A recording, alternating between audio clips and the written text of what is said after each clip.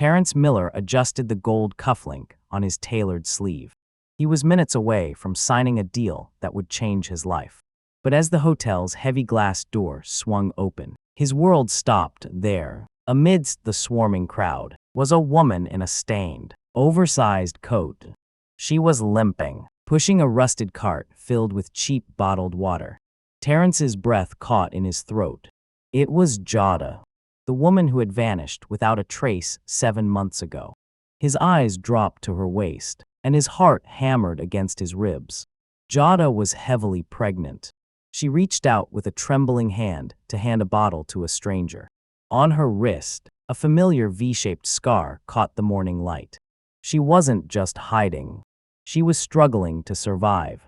Terrence stepped forward, his polished shoes clicking loudly on the pavement. Jada turned. Her eyes met his, and the color drained from her face. She didn't scream. She didn't run. She simply whispered a name that wasn't his. Terrence stood frozen as the name Marcus drifted from Jada's lips. It wasn't his name.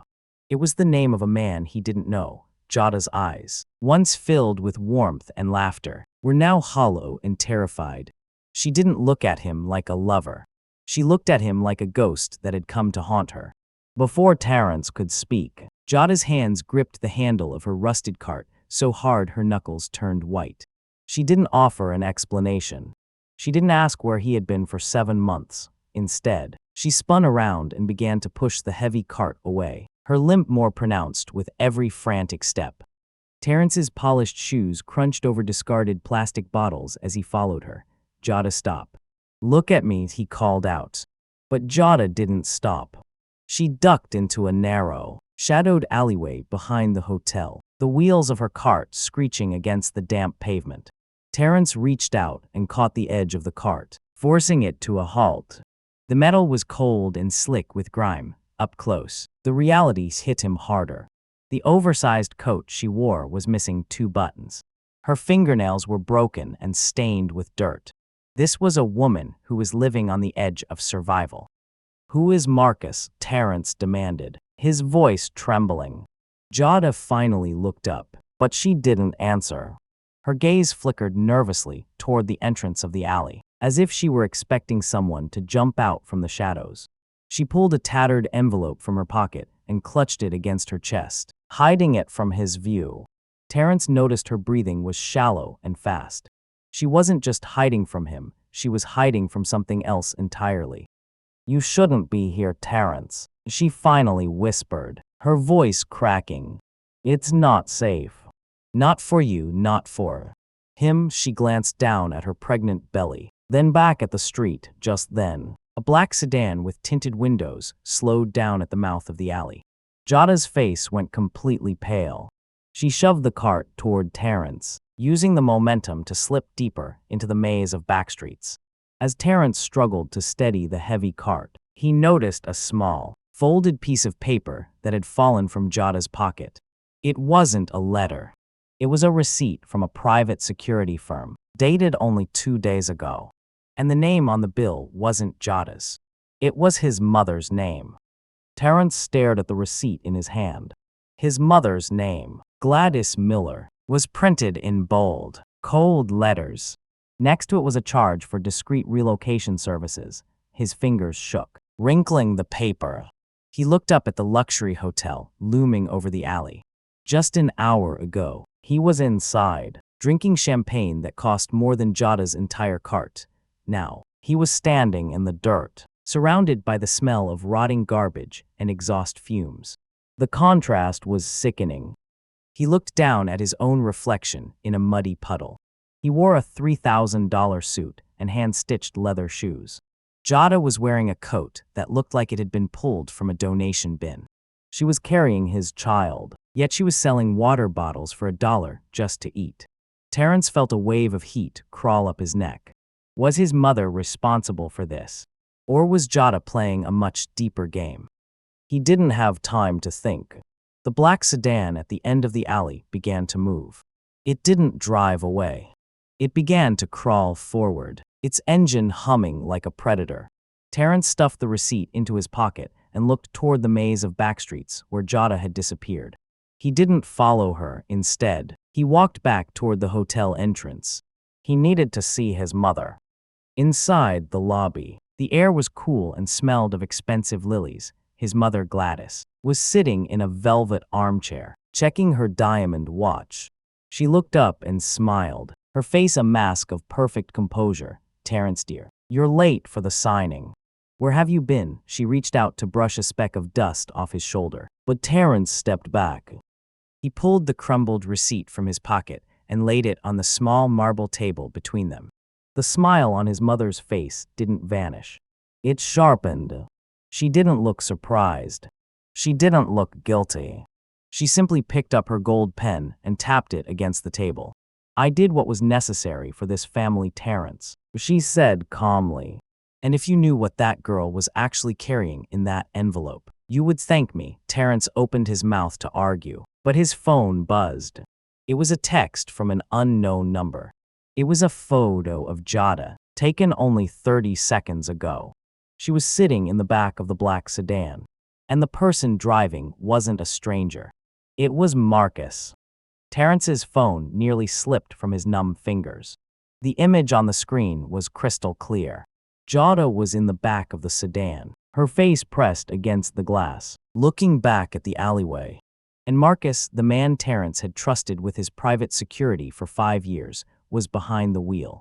Terrence looked up at his mother. She hadn't moved. She didn't even look at the phone. She just sipped her tea as if the kidnapping of his pregnant fiancée was a minor business inconvenience. "You know," Terrence whispered, his voice cracking. "You paid him to take her." Gladys set her cup down with a sharp click. "I paid him to protect our legacy, Terrence. Jada didn't disappear 7 months ago because she wanted to. She left because she was smart enough to realize that some secrets are worth more than a ring." She stood up, smoothing her silk dress. "Don't go after her son. You won't like what you find at the end of that road." Terrence didn't listen. He turned and sprinted out of the lobby, ignoring the shouts of his business partners. He reached the street just as the black sedan's taillights vanished around a corner 2 blocks away. He jumped into his own car, his heart drumming a frantic rhythm against his ribs. He pushed the engine to its limit, weaving through the heavy midday traffic. As he neared the industrial district, his GPS pinged. A new message from the unknown number appeared. It was a location pin for an abandoned shipping yard by the docks. Terrence slammed on the brakes as he reached the gates. The black sedan was parked near a rusted warehouse. The driver's side door was wide open. Marcus was nowhere to be seen. Terrence ran toward the building, his lungs burning. He pushed through the heavy metal door and stopped dead. The warehouse was empty, except for a single wooden chair in the center of the room. Jada was sitting there, but she wasn't tied up. She was holding Marcus's hand, and they were looking at a stack of documents spread out on a crate. Jada looked up, and for the first time, the fear in her eyes was replaced by something much colder. She pointed at the papers. "You're late, Terrence," she said quietly. "But then again, you were always 7 months too late." Terrence took a step closer, his eyes landing on the top document. It wasn't a ransom note. It was a birth certificate for a child born 6 years ago. A child with the last name Miller. The truth is starting to unravel, and Terrence is caught in a web of lies he never saw coming. If you want to see justice served, please hit the like button and subscribe to our channel. It helps us bring more stories like this to you. Also, we'd love to know, where are you watching from today? Is it New York, South Africa, or London? Let us know in the comments below. Terrence stared at the birth certificate. The ink was faded, but the name was undeniable. A child born 6 years ago. A child carrying the Miller name. He felt a sharp sting in his chest, like he had been struck. He looked at Jada, then at Marcus, his shadow. His protector was now holding the hand of his fiancée. Terrence's vision blurred. The warehouse felt like it was closing in on him. 6 years, Terrence's voice was a jagged whisper.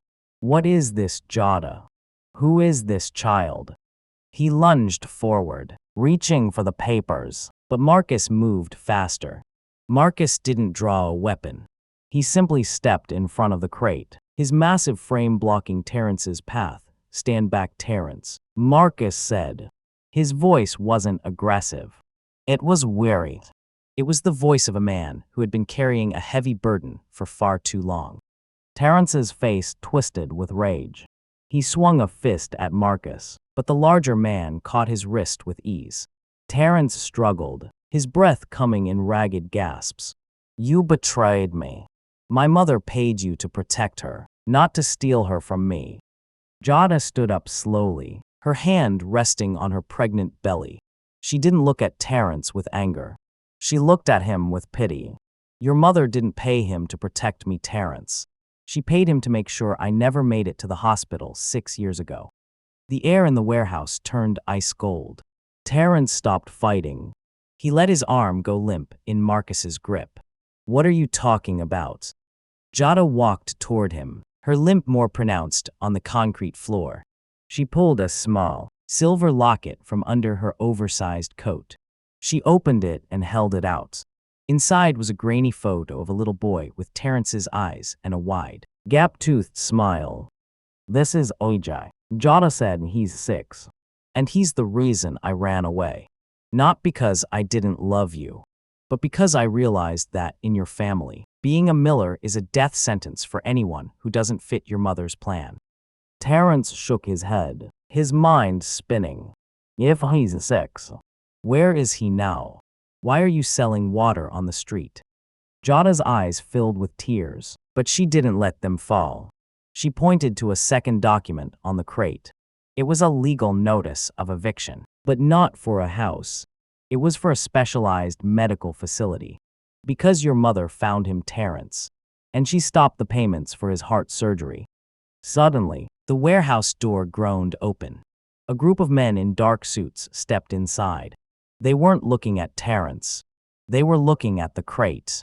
And in the lid was his mother's personal lawyer, holding a lighter. The lawyer, a man named Mr. Sterling, stepped forward. He didn't look at Terrence's distraught face. He kept his eyes on the pile of documents behind him. 2 more men in suits stood like stone statues, blocking the only exit. The smell of expensive cologne mixed with the scent of damp concrete. It was the smell of a corporate takeover. But this time, the commodity was a human life. "Mr. Miller," Sterling said, his voice as smooth as silk. "Your mother was concerned you might get distracted. She sent us to clean up the paperwork." He flicked the lighter. A small, orange flame danced in the dim light of the warehouse. Jada let out a choked sob and lunged for the birth certificate, but Marcus caught her. He shook his head, his face a mask of grim determination. He knew these men. He knew what they were capable of. "Don't touch those papers," Terrence barked, his voice returning with a sharp edge. He stepped between Sterling and the crate. "You work for me too, Sterling. I pay your firm's retainer." Sterling offered a thin, pitying smile. "Actually, Terrence, your mother holds the controlling interest in the family trust. Legally, I answer to her, and she has declared these documents fraudulent." Outside, the sound of heavy tires crunched on the gravel. A luxury SUV pulled up, followed by a local news van. Terrence's heart sank. This wasn't just a private confrontation anymore. His mother hadn't just sent lawyers, she had invited the world to watch. A reporter stepped out, her camera crew trailing behind.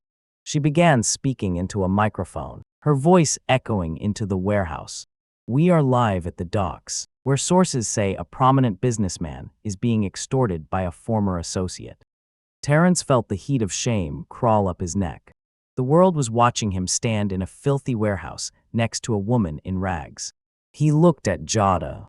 She was trembling, her hands covering her face. To the cameras, she looked like a scammer. To him, she was the mother of his son. Sterling moved the lighter closer to the edge of the birth certificate. "Think about the Miller named Terrence. Think about your legacy. Step aside, and we can make this all go away." the girl, the child, the street vending. It all vanishes. As the paper began to brown under the heat of the flame, Terrence noticed something. Jada wasn't looking at the documents anymore. She was looking at the small, black bag Marcus was wearing across his chest. Marcus slowly reached for the zipper. He wasn't reaching for a gun. He pulled out a small, handheld recorder that had been running the entire time. "Wait," Marcus said, holding the device up. "You might want to hear the recording from the hospital 6 years ago first." Marcus pressed the play button. The recording was scratchy, filled with the sterile beeping of hospital monitors. A woman's voice whispered through the speaker. It was Jada, but she sounded drugged, her words slurring. "I'll take it," she said on the tape. "Just give me the money and I'll leave. Terrence doesn't need to know." The air left Terrence's lungs. He stared at Jada, his face contorting into a mask of pure betrayal. The lighter in Sterling's hand was forgotten. The cameras outside didn't matter. Only that sentence remained, echoing against the metal walls. Jada reached out, her fingers brushing Terrence's expensive sleeve. "Terrence, listen to the rest. That's not what happened. You took the money." Terrence's voice was a low, dangerous growl. He stepped back, wrenching his arm away from her touch as if she were poisonous. "My mother offered you a price to vanish, and you took it. You sold our son. You sold us." Jada shook her head frantically, tears finally spilling over. "No. I was protecting him. Your mother said if I didn't take the settlement and sign the NDA, AJ would never get the surgery. I had to choose his life over your love." But Terrence wasn't listening anymore. The N letter 1E3, S letter 1EF1, TH letter 1EDT he had been carrying for 7 months had just turned into a bitter debt of resentment. He looked at the rusted cart, the dirty water bottles, and the tattered coats. It all looked like a performance now. A lie to gain sympathy after she blew the settlement money. "How much?" Jada Terrence asked, his voice cold and hollow. "How much was I worth back then? And how much are you trying to squeeze out of me now with this pregnancy?" Marcus stepped forward, his hand still on the recorder. "Terrence, you're only hearing the first 10 seconds. Let the tape play." There's a second voice. Terrence snatched the recorder from Marcus's hand and threw it against the concrete floor. It shattered into a dozen plastic pieces. The audio cut to a sharp, static silence. He didn't want to hear any more lies. He turned to Mr. Sterling, his eyes burning with a dark fire. "Burn the papers," Terrence commanded. "All of them. She wants to be a street vendor. Let her be one." Jada collapsed to her knees, her hands clutching the dirt. As Terrence walked toward the exit, a man in a delivery uniform suddenly burst through the side door. He wasn't a lawyer or a reporter. He was holding a small, blue cooler bag marked with a red cross. He looked around the chaotic room confused. "I have the emergency blood units for AJ Miller," the man shouted. "Where is the father? We need a signature or the boy won't make it through the night." Terrence stopped. His hand was on the door handle, but his heart stopped beating for a split second. The man didn't look at Jada. He looked directly at Marcus. "Marcus, you said the father was here. We're out of time." Terrence looked from the blood cooler to Marcus, then back to Jada. His jaw tightened so hard it ached. The recording was still screaming in his head. "I'll take the money," it was all he could hear. To him, the scene in front of him wasn't a tragedy anymore. It was a trap. A carefully staged play to drain the Miller family of every last cent. "The father isn't here," Terrence said, his voice cold and flat like a winter morning. The delivery man blinked, his hand trembling on the cooler strap. But Marcus said, "The boy is in critical condition. He needs this transfusion in 30 minutes or the organs will start to fail." Jada crawled toward Terrence, her fingers leaving streaks in the dust of the warehouse floor. "Terrence, please. Sign the papers. Forget about me. Forget about the money. Just save your son." Terrence looked down at her. He didn't see the woman he had loved. He saw a stranger who had traded their life for a paycheck 6 years ago. He believed Jada and Marcus were working together, using a sick child as a pawn to extort his mother. "How much are you paying this guy to play the part?" Terrence asked, pointing at the delivery driver. "Is this part of the service my mother paid for? Or is this your own little side business?" Marcus stepped forward, his eyes flashing with a mix of horror and pity. Terrence stopped. "This isn't a game. The boy is real. The hole in his heart is real. Look at the hospital seal on that bag. I'm done looking at things you've prepared for me." Terrence snapped. He turned to Mr. Sterling, who was still holding the lighter. "Sterling, call the police. Tell them I'm being harassed by a group of fraudsters." Jada let out a scream that echoed off the high metal rafters. It was a sound of pure, unadulterated agony. She grabbed Terrence's shoe, her tears soaking into the expensive leather. "He's dying.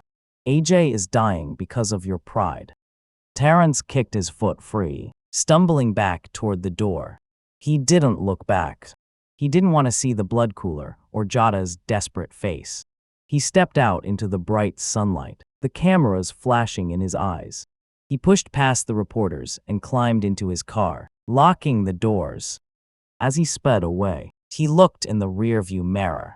He saw Marcus running out of the warehouse, carrying the blue cooler and Jada in his arms, screaming for someone to help them.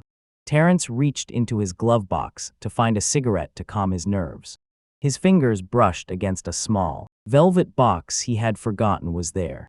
It was the engagement ring he was supposed to give to his new fiancée tonight. But tucked behind the box was a folded hospital wristband from 6 years ago. It had his mother's handwriting on the back. Problem solved. "Do not open until the boy is gone." Terrence pulled the car over to the side of the road. His breath came in shallow, jagged bursts. He held the hospital wristband in his trembling hand. The ink was old, but his mother's handwriting was unmistakable. "Problem solved. Do not open until the boy is gone." The words felt like a physical weight crushing his chest. He looked at the date on the wristband. It was the exact day Jada had vanished 6 years ago.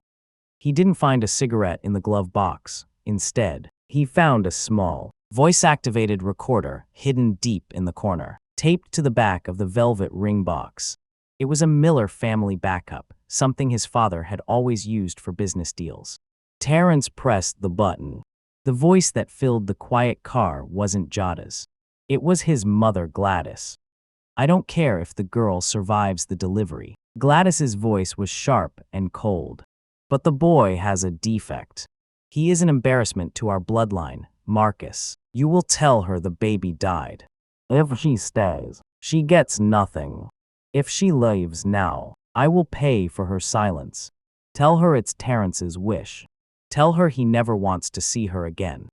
Terrence let out a sound that was half sob, half scream. He had spent 6 years hating Jada for leaving, while she had spent 6 years surviving the wreckage his family had caused. He slammed the car into gear, tires screeching as he pulled a desperate U-turn back toward the shipping yard. When he arrived, the warehouse was eerily silent. The news vans were gone. The lawyers were gone. He sprinted inside, his lungs burning. The wooden chair was knocked over. The documents were scattered in the dirt. The blue cooler was gone. Terrence saw a trail of blood on the concrete leading toward the back exit. He followed it, his heart hammering. Behind the warehouse, near the dark water of the docks, he found Jada's cart. It was overturned. The water bottles were smashed. The plastic crunched under his feet. He saw her oversized coat snagged on a piece of rusted metal. But Jada was nowhere to be found. His phone buzzed. It was a message from Marcus, no text, just a photo of a flatline on a hospital monitor. Underneath was a single sentence: "The 30 minutes are up, Terrence. You chose your legacy. Now you can live with it alone." Terrence slumped against the rusted cart, his forehead resting on the cold metal. He looked down and saw a small, muddy shoe wedged under the wheel. It was a child's sneaker.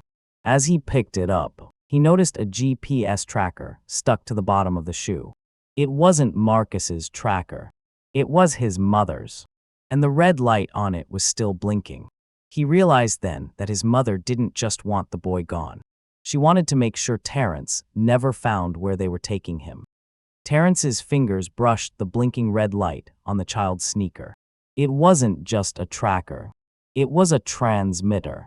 He realized with a jolt of horror that his mother had been listening to everything. She knew about the warehouse. She knew about the blood units. And she knew exactly where Marcus was taking Jada and the boy. He scrambled into his car and pushed the GPS coordinates into his dashboard. The map pointed to a private clinic owned by the Miller Family Trust, located on the far edge of the city. As he raced through the dark streets, his mind replayed the photo of the flatline. The 30 minutes are up, the words haunted him. But something felt wrong. Marcus was a professional. He wouldn't just give up. Terrence reached the private clinic and slammed his car into the curb. He didn't wait for the valet. He burst through the glass doors, clutching the muddy sneaker like a weapon. The lobby was silent, filled with the scent of antiseptic and expensive floor wax. He saw a nurse at the desk and shoved the shoe toward her. "Where is AJ Miller? Where is Jada?" The nurse didn't answer. She looked at a man standing by the elevator. It was Mr. Sterling, his mother's lawyer. He was calmly holding a tablet, watching a live feed of a surgical suite. "You're too late for the drama, Terrence," Sterling said, his voice devoid of emotion. "The surgery was shut down 10 minutes ago. Your mother's orders were quite clear about the liability of a defective heir." Terrence lunged at him, grabbing Sterling by his silk tie. "Where are they?" Sterling didn't flinch. He pointed at the screen. Terrence looked. He saw a room filled with doctors, but they weren't operating on a child. They were surrounding Jada. She was hooked up to a dozen machines, her face pale against the white sheets. In the corner of the room, Marcus was standing over a small, empty hospital bed. "The boy didn't die because you were late, Terrence," Sterling whispered. "The boy died because Marcus made a choice. He used the blood units meant for AJ to save Jada after she collapsed in that warehouse. He chose the mother over the son."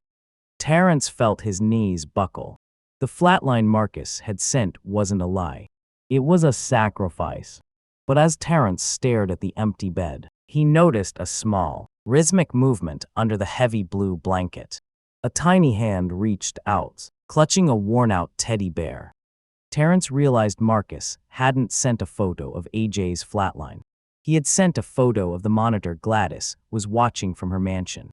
The dead child was a decoy. But if AJ was still alive, who was currently in the black sedan Terrence saw speeding away from the clinic's back entrance? Terrence's phone pinged again. It was a video call from his mother. She was smiling, and in the background, he could hear the sound of a child crying, a sound that was getting further and further away. Terrence's heart shattered at the sound of that cry through the phone. It was the same high-pitched whimper he had heard in his dreams for 7 months. He looked at the screen. His mother was sitting in her sunroom, calmly sipping tea while the black sedan sped down a dark highway behind her. "Terrence," Gladys said, her voice smooth and terrifying. "The boy needs proper care. Care only a Miller can provide. You've proven you're too emotional to handle this legacy." Terrence didn't yell. He didn't beg. He simply looked at the empty bed in the clinic, then at Jada's unconscious form through the glass.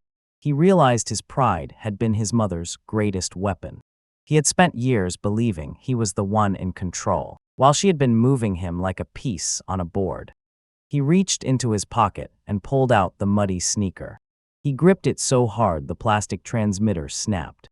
"I'm coming for him, Mother," he said, his voice a low, steady vow. "And this time, I'm not coming as a Miller. I'm coming as a father." He hung up and turned to Marcus. Marcus was slumped against the wall, his face covered in sweat. He had risked everything to save Jada, even knowing Terrence might never forgive him. Terrence walked over and placed a hand on Marcus's shoulder. It was the first time he had touched him as an equal, not an employer. "I'm sorry," Terrence whispered. "I was blind. I let her win." Marcus looked up, his eyes bloodshot. "We don't have time for apologies. The sedan is heading for the private airfield. She's taking him out of the country." Terrence didn't hesitate. He stripped off his expensive blazer and tossed it onto the hospital floor. He grabbed a pair of surgical shears from a nearby tray. He walked to the window and looked at his reflection, the face of a wealthy businessman. With a few quick movements, he cut his silk tie and tossed it aside. "Sterling," Terrence called out without looking back. The lawyer was still holding the tablet. "You said you answer to the controlling interest of the trust. Check your screens, Sterling. Look at the timestamp." Sterling frowned and tapped the screen. His eyes widened. "What is this?" "I just transferred my personal shares to Jada Sims," Terrence said, his voice cold. "As of 10 seconds ago, she is the majority shareholder of Miller International. You don't work for my mother anymore. You work for the woman in that bed." Terrence headed for the exit, but stopped at the door.